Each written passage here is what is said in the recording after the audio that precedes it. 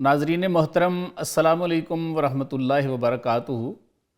Professor وارث Mahmood programme Irfan دین رومی special میں آپ کی خدمت میں حاضر ہیں۔ ناظرین، پچھلے پروگرام میں ہم نے رجعنا من جہاد الاصغری الی جہاد الاکبری کی تفسیر شروع کی تھی، جس کے بعد مولانا نے اس بڑے جہاد کے ایک بہت بڑے مجاہد اور خود شکن یعنی حضرت عمر رضی اللہ عنہ کا قصہ سنایا تھا، جنہیں ایک رومی سفیر یا قاصد ملنے کے لیے آیا تھا۔ وہ حضرت کو تلاش کرتا پھر رہا تھا۔ تو آج ہم یہاں سے شروع کریں گے کہ اس رومی قاصد نے حضرت عمر رضی اللہ عنہ کو کہاں دیکھا اور کیسے دیکھا۔ مولانا فرماتے ہیں، دید آرابی زنے اورا دخیل، فرماتے ہیں ایک بدو عورت نے اسے اجنبی پایا، گفت عمر نک بزیر آنخیل، اس عورت نے کہا بھئی دیکھو، حضرت عمر رضی اللہ عنہ کو تلاش کر رہے ہو تو وہ تو سامنے کھجور کے نیچے آرام فرما رہے ہیں۔ زیر خرما بن از خلقاں او جدا، اس عورت نے مزید کہا کہ حضرت عمر لوگوں سے الگ تھلگ ہو کے اس کھجور کے درخت کے نیچے سایہ خدا بن کے سو رہے ہیں۔ آمدو آنجا و عزو دور استاد، وہ سفیر وہاں آیا اور عمر رضی اللہ عنہ سے دور کھڑا ہو گیا۔ مر عمر را دید و در لرزہ افتاد، اس نے حضرت عمر کو دیکھا اور اس پر لرزہ طاری ہو گیا۔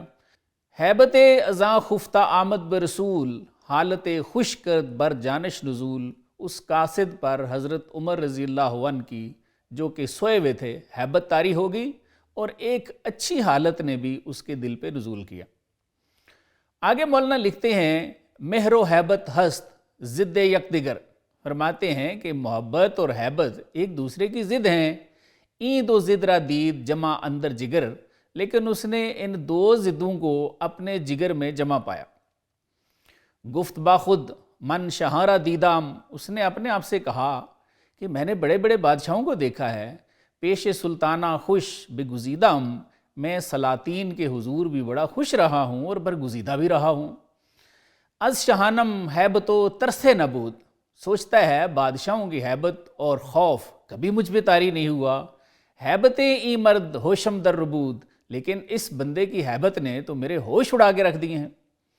آگے مزید اپنے آپ سے کہتا ہے، بس شدستم در مصاف و کارزار، کیا سوچتا ہے کہ میں بڑے بڑے مارکوں اور جنگوں میں گیا ہوں، ہم چو شیر آندم کے باشد کارزار، خود سے کہتا ہے کہ جب میں جنگ میں بھی گیا ہوں تو شیر کی طرح رہا ہوں۔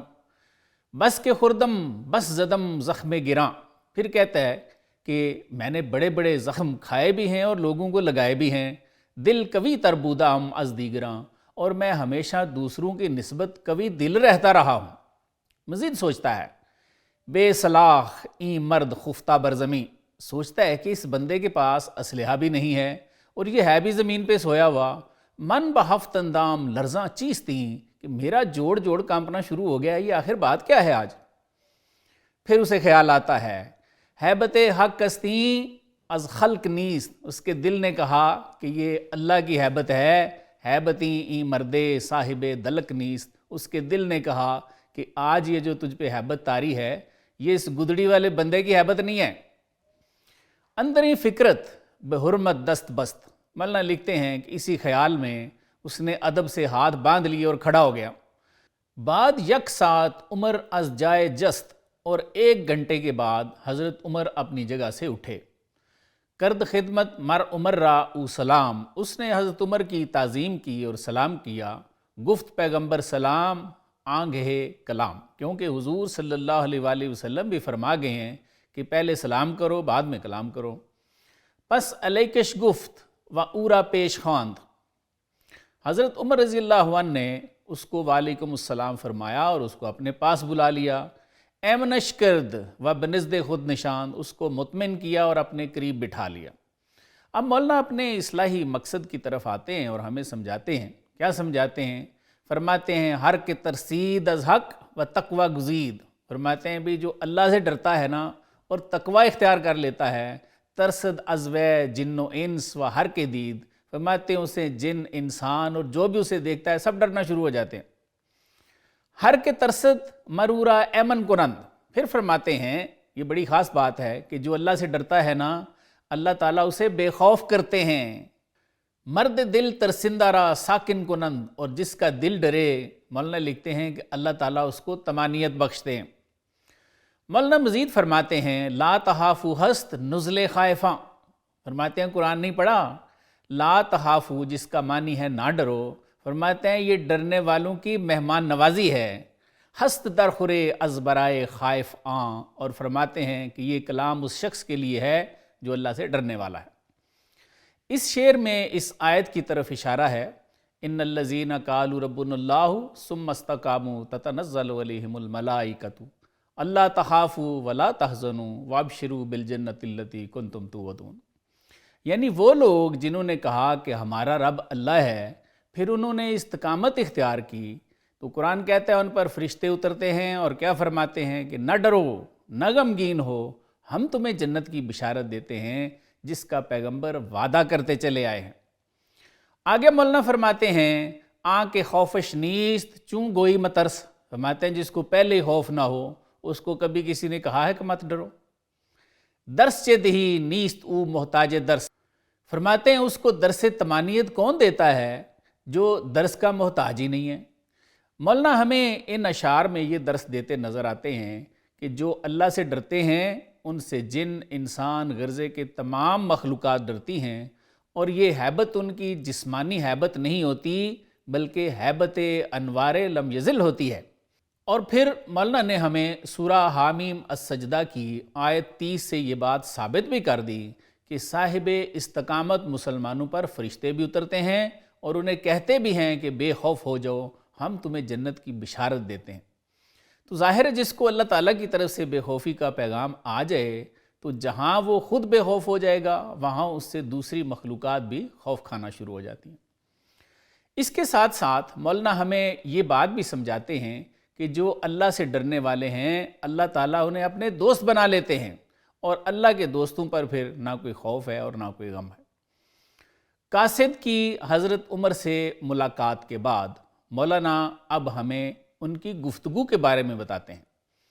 مولانا لکھتے ہیں بعد ازاں گفتش سخنہائے دقیق، کیا فرماتے ہیں کہ اس کے بعد حضرت عمر رضی اللہ عنہ نے اس قاصد سے کچھ باریک نکتے بیان کیے۔ کون سے نکتے بیان کیے؟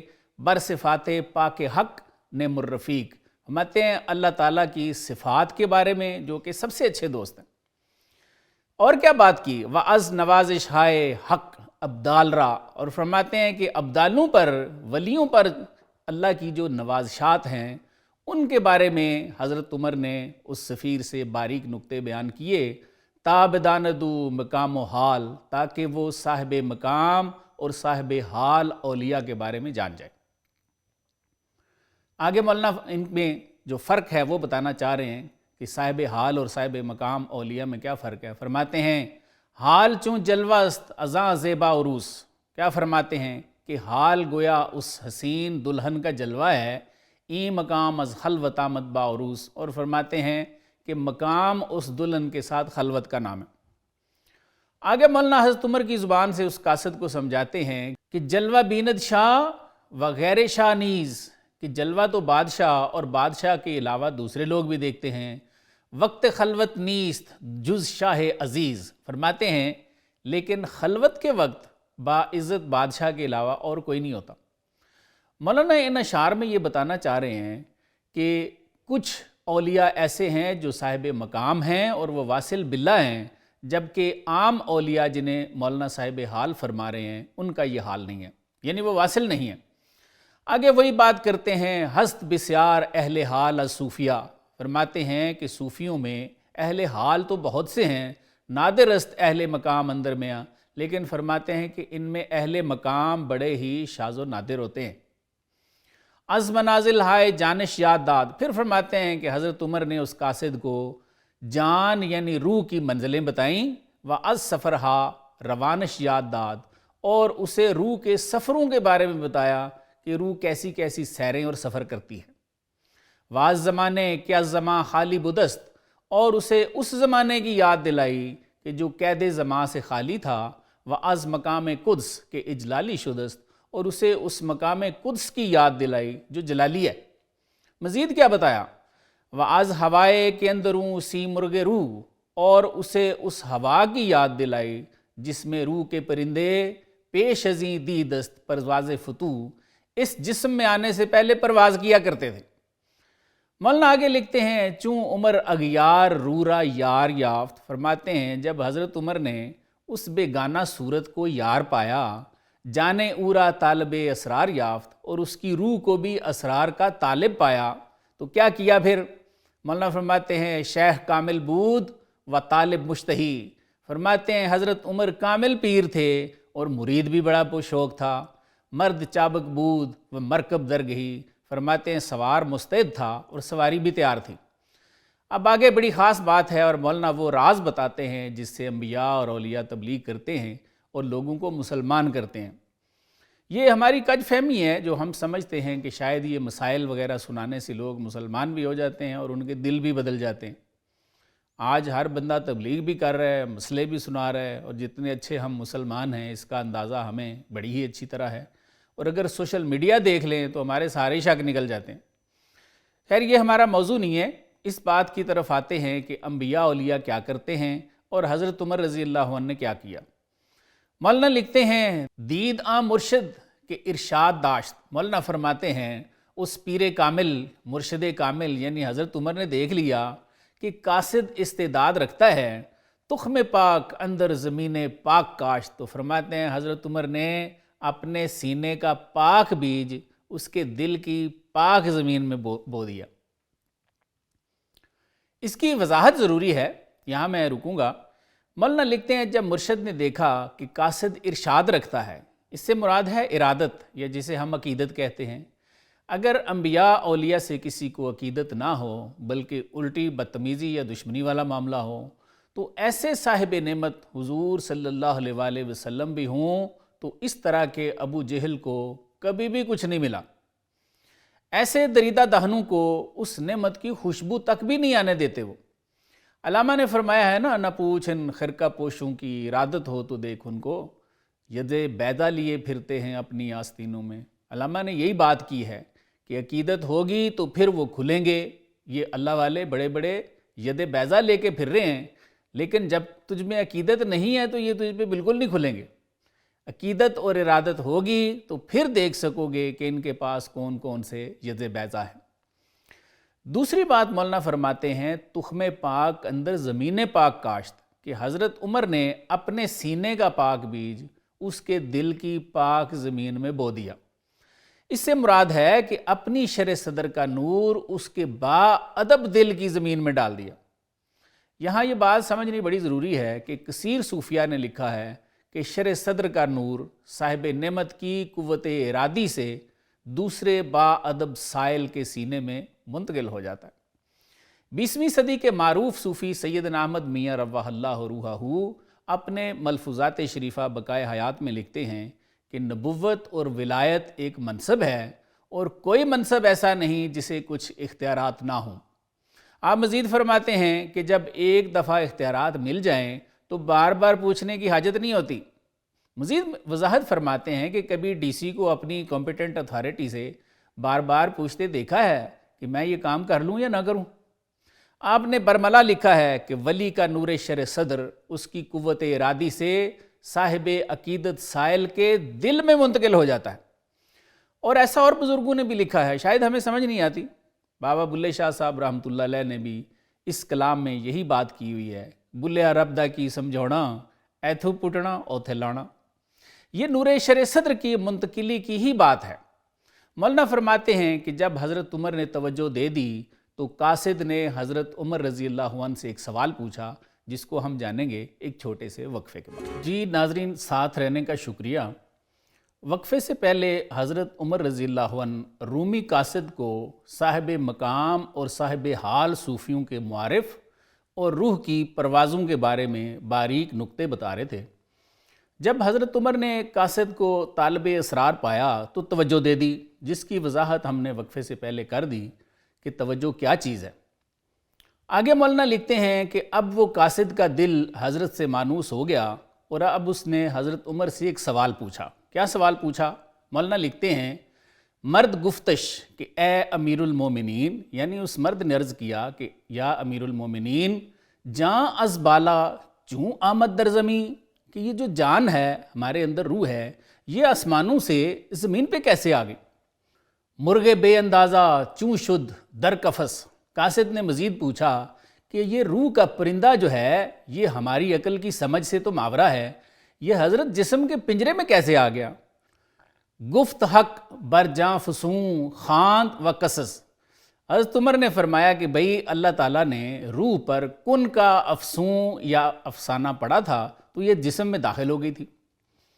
مولانا حضرت عمر کی زبان اطہر سے مزید فرماتے ہیں بر ادم ہا کان دارند چشم و گوش، کہ وہ معدوم چیزیں جو آنکھیں اور کان بھی نہیں رکھتی، چوں فسوں خانت ہمیں آیند بجوش، جب ان پہ اللہ تعالیٰ فسوں پڑھتے ہیں تو وہ فوراً جوش میں آ جاتی ہیں۔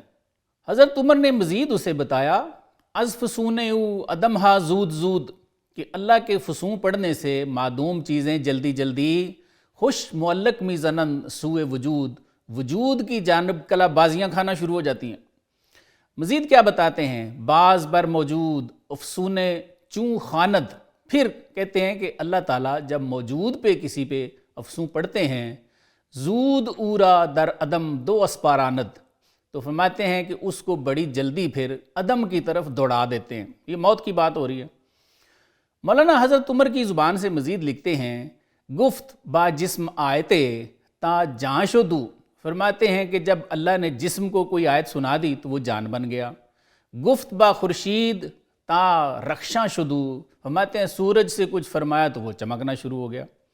مزید لکھتے ہیں باز در گوشش دمد نقطہ مخوف، فرماتے ہیں کہ اگر سورج کے کان میں اللہ تعالیٰ کوئی خوفناک نقطہ بیان کر دیں در رخ خورشید افتد صد کسوف، تو فرماتے ہیں سورج کے چہرے پہ سینکڑوں گرن لگ جاتے ہیں۔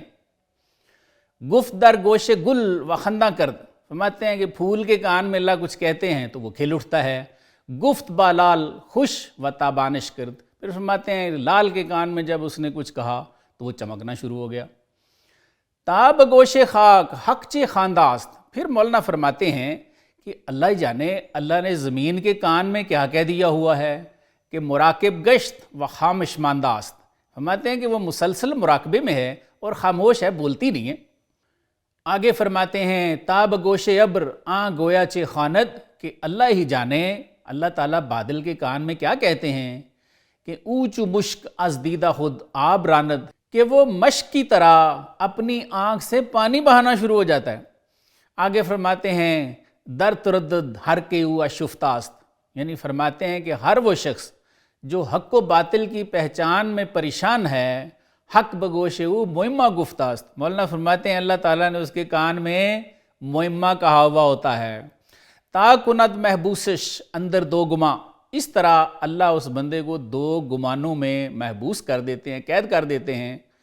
کیا سوچتا ہے آن کنم کے او گفت یا خود ضد آن، سوچتا ہے کہ میں وہ کر لوں جو وہ شخص کہہ رہا ہے یا اس کی الٹ کروں۔ اس سے مراد یہ ہے کہ اللہ تعالیٰ اس کو پھنسا دیتے ہیں، اس کو سمجھ ہی نہیں آتی کہ حق کس طرف ہے۔ آگے فرماتے ہیں ہم از حق ترجیح یابد یک طرف، فرماتے ہیں پھر جب بندہ دو راہوں میں سے ایک راہ کو چن لیتا ہے تو کہتے ہیں کہ وہ اللہ تعالیٰ ہی کی مدد سے ایک شک جو ہے وہ ترجیح پا جاتی ہے۔ ازاں دو یکرا برگزیند زاں کنف، تو فرماتے ہیں کہ وہ دو راہوں میں سے پھر ایک کو چن لیتا ہے۔ یہاں تک مولانا نے قاصد کے اس سوال کے جواب میں کہ روح جسم میں کیسے آ گئی، ہمیں حضرت عمر کی زبان سے یہ بتایا ہے کہ حضرت نے کیا جواب دیا اس قاصد کو کہ اللہ تعالیٰ نے روح پر کوئی فسوں پڑا تو وہ جسم میں داخل ہو گئی۔ پھر حضرت عمر نے مزید بتایا کہ معدوم چیزوں پر اللہ تعالیٰ جب کوئی فسوں پڑھتے ہیں تو وہ وجود میں آ جاتی ہیں۔ پھر یہ بات بھی بتائی کہ جب وہ موجود پہ کوئی فسوں پڑھتے ہیں تو وہ واپس عدم کو دوڑ جاتی ہے۔ اور کیا بتایا کہ سارے کام اللہ تعالیٰ خود ہی کرتے جا رہے ہیں۔ اس نے سورج سے کچھ کہا تو وہ چمکنا شروع ہو گیا، اگر وہ اس کے کان میں کوئی خوفناک بات کرتے ہیں تو اسے گرن لگ جاتا ہے، پھول کے کان میں کچھ کہتے ہیں تو وہ کھل اٹھتا ہے، لال کے کان میں کچھ کہتے ہیں تو وہ چمکنا شروع ہو جاتا ہے۔ مزید کہتے ہیں کہ پتہ نہیں بھئی اللہ تعالیٰ نے مٹی کے کان میں کیا کہا ہوا ہے کہ وہ مراقبے میں ہے اور مسلسل خاموش ہے۔ پھر فرماتے ہیں کہ اللہ جانے بادل کو اللہ تعالیٰ نے کیا فرما رکھا ہے، وہ اپنی آنکھوں سے پانی برسانا شروع ہو جاتا ہے، وغیرہ وغیرہ۔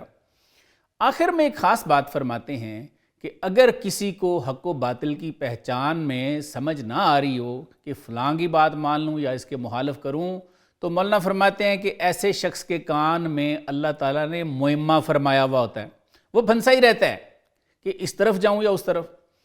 آگے پھر ایک خاص بات فرماتے ہیں کہ وہ بندہ جب ایک سائیڈ اختیار کرتا ہے تو فرماتے ہیں یہ بھی اللہ کی طرف سے ہی ہوتا ہے۔ اس کے بعد مولانا حضرت عمر کی زبان سے اپنے اصلاحی مقصد کی طرف نزول فرماتے ہیں۔ کیا فرماتے ہیں؟ گر نہاہی در تردد ہوش جاں، فرماتے ہیں اگر تم اپنی جان یا روح کے ہوش کو تردد یا سوچ میں نہیں ڈالنا چاہتے، اس سے پوری کلیئرٹی کے ساتھ کلیئر کٹ فیصلہ لینا چاہتے ہو، تو فرماتے ہیں کیا کرو؟ کم فشار ای پمبا اندر گوشے جاں، پھر فرماتے ہیں کہ روح کے کانوں میں نفس کے وسوسے نہ ڈالو۔ یہ نفس کے وسوسے یا جنہیں صوفیہ ما سوی اللہ کے وسوسے بھی کہتے ہیں، یہ کیا چیزیں ہیں؟ فرماتے ہیں کہ اللہ کے خیال کے علاوہ ہر خیال ما سوی اللہ ہے، اور صوفیہ فرماتے ہیں کہ یہ جو اللہ کے علاوہ وسوسے ہیں، اندیشے ہیں، یہ شرع صدر کے راستے میں سب سے بڑی رکاوٹ ہے۔ بھئی علامہ بھی تو فرما گئے حیات کیا ہے؟ خیال و نظر کی مجذوبی، خودی کی موت ہے اندیشہ ہائے گوناگوں۔ اسی لیے صوفیہ فرماتے ہیں کہ اپنا درد بڑھاؤ، کیونکہ درد خیال کو باندھ لیتا ہے۔ فرید الدین عطار رواہ اللہ روحہ ارشاد فرما گئے ہیں، کفر کافر را و دین دیندار را، ذرہ دردت دل عطار را، یعنی اے مالک کافر کو کفر پسند ہے تو اسے وہ دے دے، دیندار کو دین پسند ہے تو اسے وہ دے دے، لیکن فرماتے ہیں میرے دل کو اپنے درد کا ایک ذرہ عطا کر دے۔ آگے مولانا فرماتے ہیں کہ اگر یہ وسوسے ختم کر لو گے تو اللہ تمہیں الہام سے نوازنا شروع کر دیں گے۔ کیا فرماتے ہیں؟ پمبائے وسواس بیرون کنز گوش، یعنی فرماتے ہیں کہ اپنے کانوں سے وسوسوں کی روئی نکالو، تاب گوش تائید از گردوں خروش، فرماتے ہیں تاکہ آسمان سے آوازیں تیرے کانوں میں بھی آنا شروع ہو جائے۔ آگے کیا فرماتے ہیں؟ تا کنی فہم آ معمہ حاشرہ، تاکہ تم اللہ کے اسرار کو سمجھنے لگو، تا کنی ادراک رمز و فاشرہ، تاکہ تو جلی اور خفی رمزوں کا ادراک کر سکے۔ آگے تو مولانا نے پورا راز ہی بتا دیا ہے۔ حضرت نے کیا بتایا ہے کہ وہی الہام کیسے ہوتا ہے؟ فرماتے ہیں پس محلے وہی گردد گوشے جاں، فرماتے ہیں سمجھ لو روحانی کان نزول وحی کی جگہ بن جاتے ہیں۔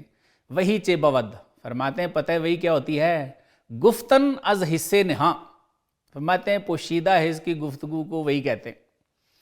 آگے فرماتے ہیں گوشے جاں و چشم جاں جز این حص است، فرماتے ہیں بھئی روح کے کان اور روح کی آنکھیں ظاہری حصے بالا ہیں، گوشے عقل و چشم زن ازاں مفلس است، فرماتے ہیں کہ عقل کے کان اور زن کی آنکھ حصے باطنی سے بے بہرا ہیں، ان کو کوئی پتہ نہیں وہ کیا معاملہ ہے ان کا۔ مولانا یہاں پہ عام لوگوں کا ایک اور اشکال بھی دور فرماتے ہیں، جو یہ سمجھتے ہیں کہ یہ وحی و الہام بھی اللہ تعالیٰ کا ایک جبری تصرف ہے جس میں چاہتا ہے کرتا ہے۔ یہ بڑی خاص بات ہے۔ مولانا فرماتے ہیں کہ یہ تصرف کرتے تو اللہ تعالیٰ ہی ہیں، لیکن یہ جبری نہیں ہے۔ کیا فرماتے ہیں؟ مولانا فرماتے ہیں امت محمدیہ کے لیے اللہ تعالیٰ کا یہ خاص انعام ہے جو کوشش اور اللہ کی رحمت کے ساتھ جڑا ہوا ہے، اور قرآن نے اسے اللہ کی مائیت فرمایا ہے۔ مولانا فرماتے ہیں ای مائیت با حق است و جبر نیست، فرماتے ہیں بھائی یہ اللہ کی مائیت والوں کے لیے الہام ہے اور یہ جبری نہیں ہوتا، اللہ کا یہ عام تصرف نہیں ہے۔ این تجلی باست این ابرنیز، فرماتے ہیں یہ اس ازلی چاند کا نور ہے جو خواص کو ان کی شرع صدر کی صورت میں ملتا ہے، یہ بادل کی طرح یہ انعام سب پہ نہیں برستا۔ مولانا کہ یہ مضمون بالکل قرآن کے مطابق ہے۔ سورہ عنکبوت کی آیت 69 میں اللہ تعالیٰ فرماتے ہیں والذین جاہدوا فینا لنہدینہم سبلنا وان اللہ لمع المحسنین، یعنی وہ لوگ اللہ فرماتے ہیں جو ہمارے راستے میں مجاہدہ کرتے ہیں ہم انہیں اپنی راہیں ضرور دکھلاتے ہیں، اور بے شک اللہ تعالیٰ نیکوکاروں کو اپنی مائیت یعنی نور شرع صدر سے نوازتے ہیں۔ مولانا مائیت حق اور الہام کو ثابت کرنے کے بعد فرماتے ہیں کہ نبوت اپنا اور اپنی وحی کا اظہار کرتی ہے، اور یہ تو اللہ کے راستے میں جان پیش کرنے والا معاملہ ہوتا ہے، لیکن اس کے برعکس اولیاء کو اپنی ولایت اور الہام کو چھپانے کا حکم ہے۔ فرماتے ہیں تمام صوفیہ نے ایسا لکھا ہے۔ مولانا فرماتے ہیں گر کشاید دل سر انبان راز، یعنی فرماتے ہیں کہ اگر کسی کا دل بھید کے تھیلے کا منہ کھول دے جہاں بسوئے عرش سعادت ترکتا، فرماتے ہیں تو اس کی جان عرش کی طرف دوڑ جائے گی، مر جائے گا۔ آگے فرماتے ہیں گر زباں گوید از اسرار نہاں، کیا فرماتے ہیں کہ اگر زبان مخفی اسرار کو ظاہر کرنے لگے آتش افروزد بسوزدیں جہاں، تو فرماتے ہیں آگ لگ جائے گی اور یہ جہان جل جائے گا اس میں۔ کیا ہی خوب کلام ہیں اور کتنے ہی بڑے سچ ہیں یہ۔ منصور حلاج اور حضرت باعزید بستامی رحمۃ اللہ علیہ جیسے اولیاء کی زبانوں سے حالت سکر میں کچھ کلاموں کا اظہار ہوا ہے، اور ان کو عوام نے کیسے لیا اور ان سے کتنے بڑے بڑے فتنے امت میں پھیلے ہیں، وہ ہم سب کے سامنے ہیں۔ اس لیے صوفیہ کی یہ بات سمجھ آتی ہے کہ الہام کو چھپانے کا حکم ہے۔ جو لوگ ہوش میں ہیں اور برملا یہ کہتے پھرتے ہیں کہ ان کو الہام ہوتا ہے، یہ عامل ہوتے ہیں، ولی نہیں، اور ان کو شیطانی الہام ہوتا ہے، کیونکہ خواص اپنے معاملات کا بالکل اظہار کرتے ہی نہیں ہیں۔ مولانا الہام کو چھپانے پہ مزید فرماتے ہیں بر لبش کفلست و در دل رازہا، فرماتے ہیں اولیاء کی بات ہی اور ہے۔ کیسے؟ فرماتے ہیں ان کے لبوں پہ قفل لگے ہوئے ہیں، تالے لگے ہوئے ہیں، اور لب ان کے خاموش ہیں۔ مولانا الہام چھپانے پہ مزید فرماتے ہیں بر لبش کفلست و در دل رازہا، فرماتے ہیں کہ اولیاء کے دلوں میں راز ہوتے ہیں لیکن ان کے لبوں پہ تالے لگے ہوئے ہوتے ہیں۔ لب خاموش و دل پر از آوازہا، فرماتے ہیں ان کے دلوں کو تو اللہ تعالیٰ الہام دیتے ہیں لیکن وہ اپنے ہونٹ نہیں کھولتے۔ آگے فرماتے ہیں عارفاں کہ جام حق نوشیدان، فرماتے ہیں وہ عارف جنہوں نے حق کے جام پی رکھے ہیں۔ راز ہادہ نستا و پوشیدان، فرماتے ہیں وہ راز تو پا گئے ہیں لیکن چھپ گئے ہیں۔ مزید کیا لکھتے ہیں؟ فرماتے ہیں کہ بھائی یہ تو فقر کا قانون ہے۔ کون سا؟ ہر کرا اسرار حق کا موختن، فرماتے ہیں کہ اللہ تعالیٰ جس کو اسرار سکھاتے ہیں، مور کردن و دہانش دوختن، فرماتے ہیں اللہ تعالیٰ اس کا منہ سی کے اوپر مور لگا دیتے ہیں۔ 20ویں صدی کے صوفی کامل سیدنا احمد میاں رواح اللہ روحہ کے ملفوظات شریفہ بقائے حیات میں آپ کا الہام کو چھپانے کے بارے میں ایک ارشاد مبارک درج ہے۔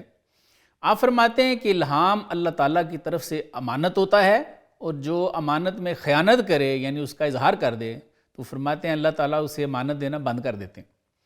فرماتے ہیں اسی خوف کی وجہ سے خواص ڈرتے رہتے ہیں اور الہام کا بالکل اظہار نہیں کرتے۔ ناظرین ایک وقفہ لیں گے، وقفے کے بعد دیکھیں گے کہ مولانا نے مثنوی شریف کے حصہ اول دفتر دوم میں ہمارے لیے مزید کیا لکھا۔ جی ویلکم بیک ناظرین۔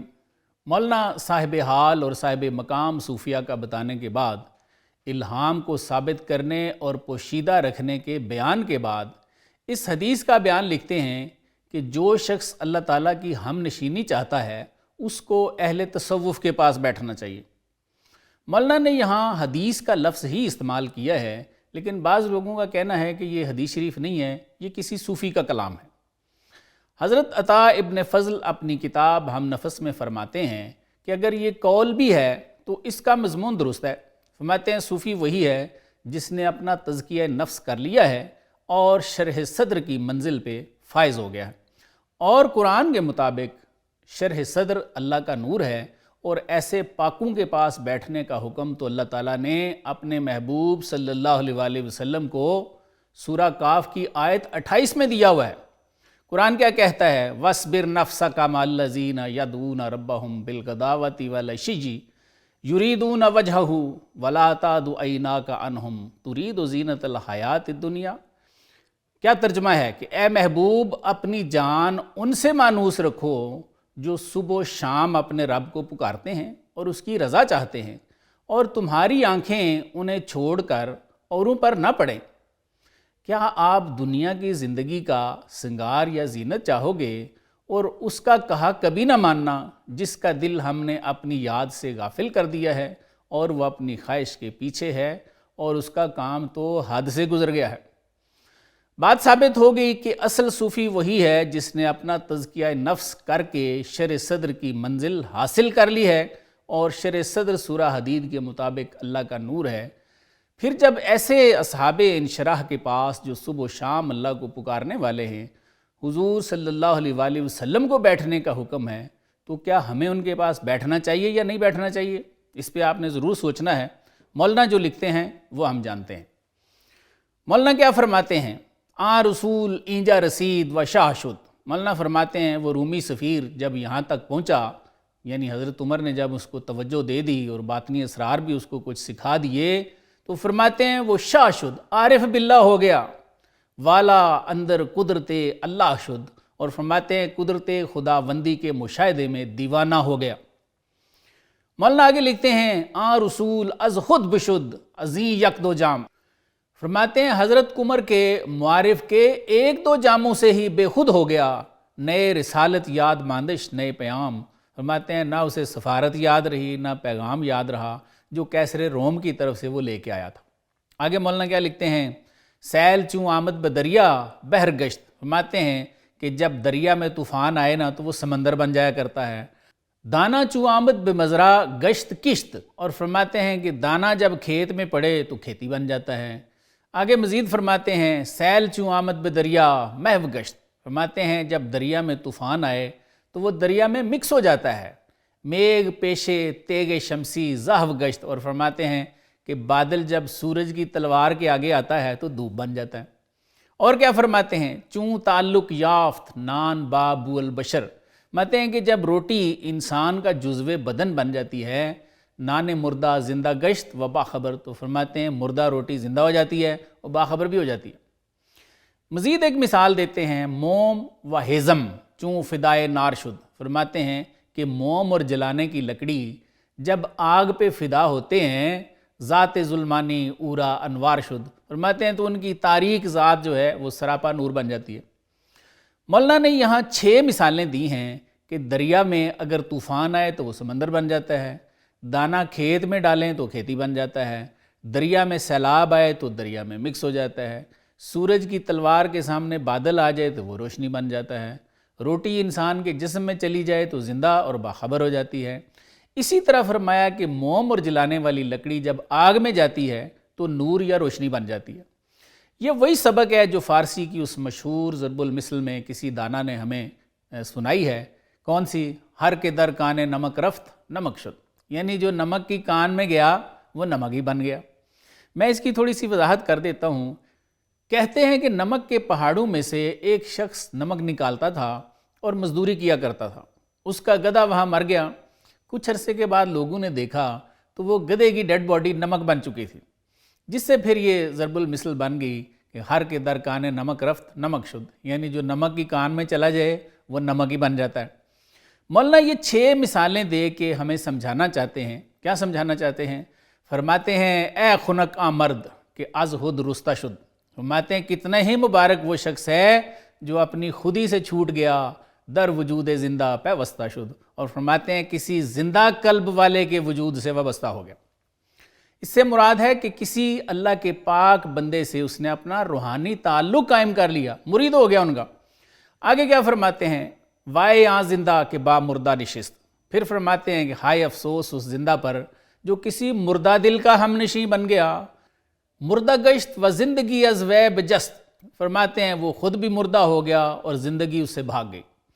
یعنی مولانا ان 2 اشعار میں یہ فرمانا چاہ رہے ہیں کہ جو کسی زندہ دل والے کے ساتھ، کسی ولی اللہ کے ساتھ اپنا تعلق استوار کر لیتا ہے وہ بڑا مبارک ہے، اس لیے کہ جو نمک کی کان میں جاتا ہے وہ نمک بن جاتا ہے، اور اگر یہ اس ولی کے پاس بیٹھ گیا ہے تو یہ بھی ایک دن ولی ہو جائے گا۔ پھر اس کی بالکل اپوزٹ سائیڈ جو ہے وہ ہمیں دکھاتے ہیں کہ ہائے افسوس اس شخص پہ جو کسی مردہ دل کی صحبت میں جا بیٹھتا ہے۔ فرماتے ہیں اگر زندہ بھی ہے تو ایک دن وہ مردہ ہو جائے گا اور زندگی اس سے بھاگ جائے گی۔ اس میں تو کوئی دوسری رائے ہے ہی نہیں ہے کہ صحبت اثر کرتی ہے، اور پاک کی صحبت ہمیں پاک کر دیتی ہے اور ناپاکوں کی صحبت ہمیں ناپاک بنا دیتی ہے۔ مولانا نے مثنوی شریف کے دفتر دوم میں صحبت کے اوپر بڑے ہی خوبصورت کلام لکھے ہیں جو ہمارے لیے اور بالخصوص ہماری اولادوں کے لیے مشعل راہ ہے۔ کیا فرماتے ہیں مولانا؟ زاں کے با عقلے چوں عقلے جفت شد۔ فرماتے ہیں کہ بھائی جب ایک عقل کے ساتھ دوسری عقل شامل ہو جاتی ہے، مانے بدفعلی و بد گفت شد، تو فرماتے ہیں وہ اسے بدفعلیوں اور بدگوئیوں سے بچاتی ہے۔ آگے فرماتے ہیں عقل با عقل دیگر دو تشوت، فرماتے ہیں کہ اچھی صحبت کا فائدہ کیا ہے کہ ایک عقل جب دوسری عقل کے ساتھ ملتی ہے تو دگنا ہو جاتی ہے، نور افزوں گشت راہ پیدا شود، فرماتے ہیں ان کا نور بڑھ جاتا ہے اور رشد و ہدایت کا راستہ نمایاں ہو جاتا ہے۔ اب اس کی بھی دوسری سائڈ دکھاتے ہیں، نفس چوں با نفس دیگر یار شد، فرماتے ہیں جب ایک بد نفس دوسرے بد نفس کے ساتھ مل جاتا ہے، عقل جزوی عاطل و بیکار شد، تو فرماتے ہیں پہلے ہی ان کی عقل ناقص ہوتی ہے، وہ مل کے بالکل ہی فارغ ہو جاتی ہے، نکمی ہو جاتی ہے۔ پھر کیا ہوتا ہے؟ فرماتے ہیں نفس با نفس دیگر خندہ شود، فرماتے ہیں ایک بد نفس دوسرے بد نفس کے ساتھ مل کے خوش ہوتا ہے، ظلمت افزوں گشت راہ پنہا شود، فرماتے ہیں ظلمت بڑھ جاتی ہے، ہدایت کا راستہ گم ہو جاتا ہے۔ حضرت بیدل علیہ رحمت بری صحبت کے نقصانات کا جو نقشہ کھینچتے ہیں وہ بھی بڑا سننے اور سمجھنے والا ہے، میں آپ کی نظر کرتا ہوں۔ آپ فرماتے ہیں از صحبت غیر مرد نہ مرد شود، فرماتے ہیں بھئی غیر کی صحبت سے مرد نامرد ہو جاتا ہے، بے ہمت بے غیرت بے درد شود، فرماتے ہیں اور کیا مہربانی ہو جاتی ہے اس پہ، بے ہمت ہو جاتا ہے، بے غیرت ہو جاتا ہے اور بے درد ہو جاتا ہے۔ یہ کیسے ہو جاتا ہے؟ فرماتے ہیں 100 سال اگر شعلہ فروزد آتش، فرماتے ہیں بھئی حیران کیوں ہوتے ہو، اگر آگ 100 سال تک بھی اپنا شعلہ جلائے رکھے، یک گوتا در آب گر خورد سرد شود، فرماتے ہیں 100 سال سے جلنے والی آگ اگر ایک گوتا پانی میں کھا لینا تو فوراً ٹھنڈی ہو جاتی ہے۔ ناظرین، پروگرام کا وقت ختم ہوا چاہتا ہے، اپنے میزبان کو اجازت دیجیے، اللہ حافظ۔